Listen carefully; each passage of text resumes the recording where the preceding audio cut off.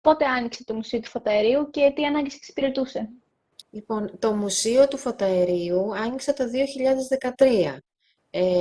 Το κτίριο, το εργοστάσιο του Φωταερίου λειτουργεί από το 1857.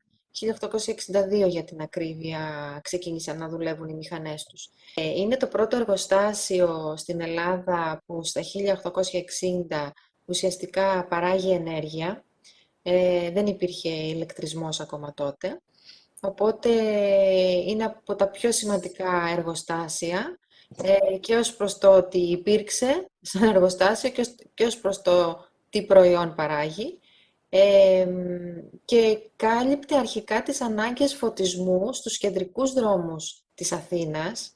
Σκεφτείτε τους δρόμους που βρίσκονται τριγύρω από το Σύνταγμα και τη Βουλή, τις ανάγκες φωτισμού των βασιλικών ανακτόρων, ουσιαστικά δηλαδή εκεί που σήμερα βρίσκεται η Βουλή των Ελλήνων, και τις ανάγκες φωτισμού σε κάποια στρατιωτικά οικίματα. Αυτό ήταν στα πρώτα χρόνια. Λίγο αργότερα, από το 1887 και μετά, η ενέργεια αυτή μπαίνει σε βιομηχανίες που έχουν αρχίσει σιγά σιγά να ξεπετάγονται στην περιοχή της Αθήνας. Μπαίνει στα σπίτια για τη θέρμανση, το μαγείρεμα, διευρύνεται σε αρκετούς δρόμους και σε βιομηχανίες και άλλου είδους εμπορικά καταστήματα. Και αυτή τη λειτουργία την διατηρεί μέχρι και το 1984. Πώς γινόταν παλιά η παραγωγή του φωταερίου, ποια πρώτη ύλη χρησιμοποιούταν και πόσο ρηπογόνο ήταν το εργοστάσιο για την Αθήνα? Η παραγωγή του φωταερίου στηρίζεται στην επεξεργασία ενός γεάνθρακα, ενός είδους λιθάνθρακα.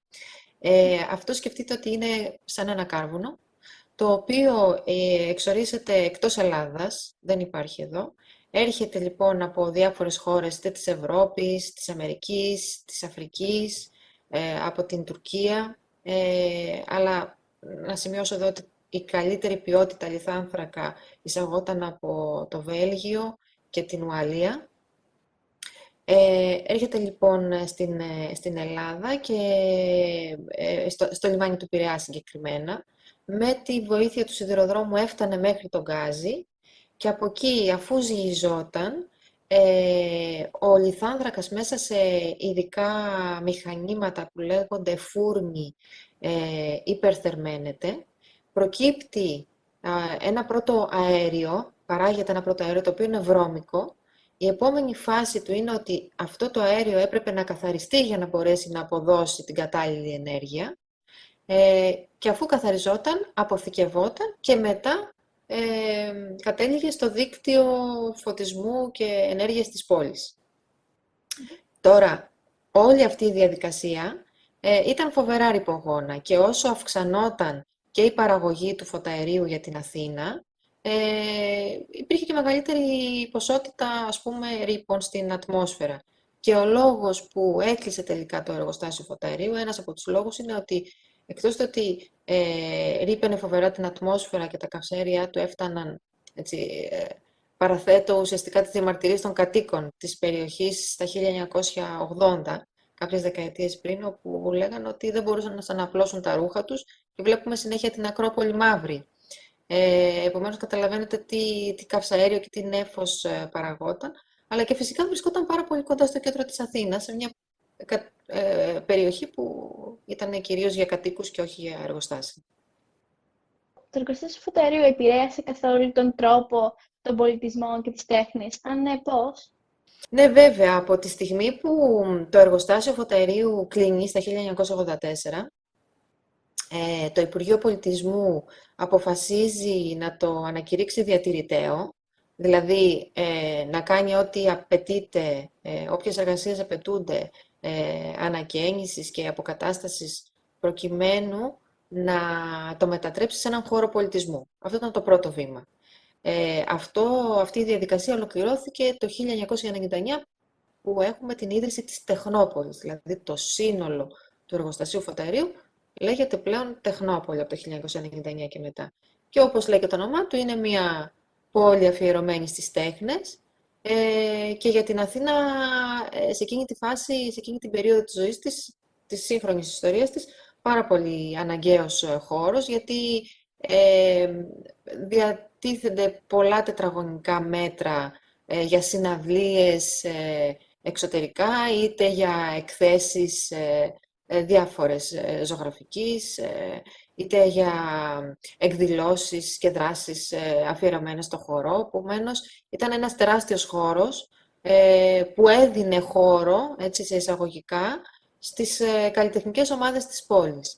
Και αυτό βοήθησε πάρα πολύ την Τεχνόπολη να μάλλον με αυτόν τον τρόπο η Τεχνόπολη αξιοποίησε πολύ θετικά το, όπως το λέμε εμείς οι μουσιολόγοι, το πολιτιστικό απόθεμα της πόλης. Ό,τι δηλαδή υπήρχε παλιά, το αξιοποιούμε προς όφελος του πολιτισμού.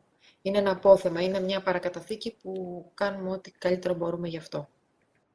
Τι θα προτείνατε να δει ένας επισκέπτης όταν επισκεφτεί το μουσείο? Το μουσείο, να πω ότι δεν είναι όλη η Τεχνόπολη. Το μουσείο εκτείνεται σε χώρους όπου υπάρχουν μηχανήματα ακόμα. Όταν έγινε η αποκατάσταση, οι αρχιτέκτονες αποφάσισαν να απομακρύνουν κάποια μηχανήματα, τα οποία καταλάμβαναν πολύ χώρο, πολλά τετραγωνικά, και να κρατήσουν κάποια άλλα ή μέρος αυτών, προκειμένου ένας επισκέπτης να καταλαβαίνει ποια είναι η παραγωγική διαδικασία, η γραμμή παραγωγής.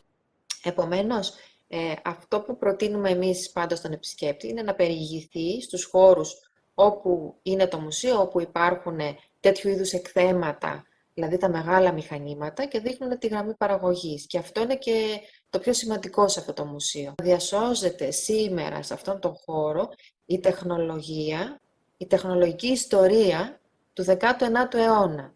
Σε μια προθήκη μας έχουμε το ασθενολόγιο, το οποίο είναι ένα μεγάλο τετράδιο, έτσι, στο οποίο κατέγραφε ο γιατρός του εργοστασίου, που ερχόταν μία φορά την εβδομάδα, ειδικά για τους εργαζόμενους του εργοστασίου, και κατέγραφε τις επισκέψεις των πελατών του, και όχι μόνο των εργαζομένων του εργοστασίου που δικαιούταν να τους δει ο γιατρός δωρεάν, αλλά και των οικογενειών τους. Δηλαδή είχαν ένα τέτοιο προνόμιο οι οικογένειες των ανθρώπων που δούλευαν στο εργοστάσιο. Επιτρέπεται ένας επισκέπτης να περιηγηθεί σε όλα τα κτίρια? Επιτρέπεται να περιηγηθεί ως μουσείο, ναι, στα κτίρια που ανοίγουν για το μουσείο. Αυτά είναι 6 κτίρια, αλλά αν δεν κάνω λάθος, επιτρέπεται να περιηγηθεί σε όλα, εφόσον τα υπόλοιπα φιλοξενούν κάποιο είδους εκδήλωση. Δηλαδή, κάπως η Τεχνόπολη είναι μοιρασμένη μεταξύ του μουσείου και των κτιρίων που είναι αφιερωμένα στο να φιλοξενούν πολιτιστικές εκδηλώσεις. Και τέλος, ποια είναι τα μελλοντικά σας σχέδια για τις δράσεις του μουσείου? Θέλουμε να διατηρήσουμε κάποιες από τις δράσεις μας ψηφιακά και να ενδυναμώνουμε συνεχώς την ιστοσελίδα μας, γιατί τώρα πλέον οι απαιτήσεις του κοινού είναι και διαφορετικές. Δηλαδή, δεν ξέρουμε ακριβώς τι θα γίνει με τις πολυπληθείς διοργανώσεις που κάναμε παλιά.